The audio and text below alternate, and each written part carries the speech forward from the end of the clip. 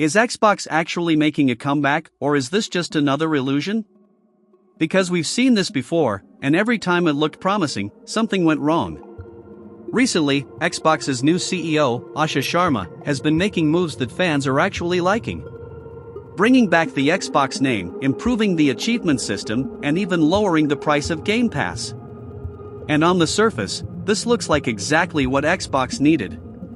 But if you've been around long enough, you know better than to celebrate too early, because Xbox has a pattern. It fixes one problem, creates another, and then spends years trying to recover again. And the scary part is, we might be seeing that cycle repeat itself. It all really started going downhill during the Xbox One era. Under Don Mattrick, the focus shifted away from gaming into TV, entertainment, and restrictions players never asked for. And in one generation, Xbox went from a leader to a brand trying to survive. Then Phil Spencer stepped in, and to his credit, he rebuilt a lot. He pushed Game Pass, invested in studios, and brought Xbox back into the conversation. But rebuilding trust is very different from maintaining it, because now, Xbox doesn't really feel like a console anymore. It feels like a service, a platform, something that exists everywhere, but at the same time, nowhere specifically. And that creates a huge problem. If everything is Xbox,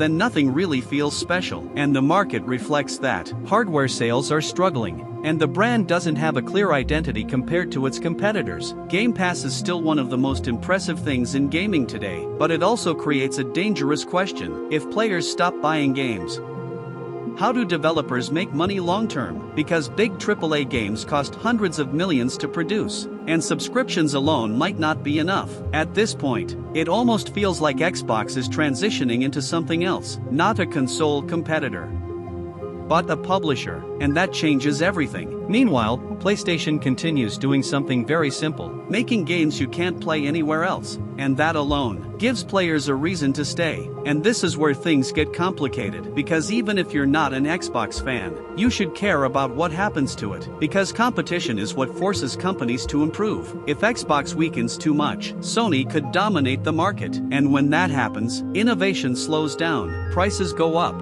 and players lose. And while Nintendo is incredible, it's never really tried to compete directly in that same space. It plays by its own rules. So this isn't just about Xbox fixing its problems. It's about whether it can redefine itself without losing what made it matter in the first place. Because if it fails, the entire gaming industry feels it. So tell me, is Xbox finally back? Or is this just another temporary fix?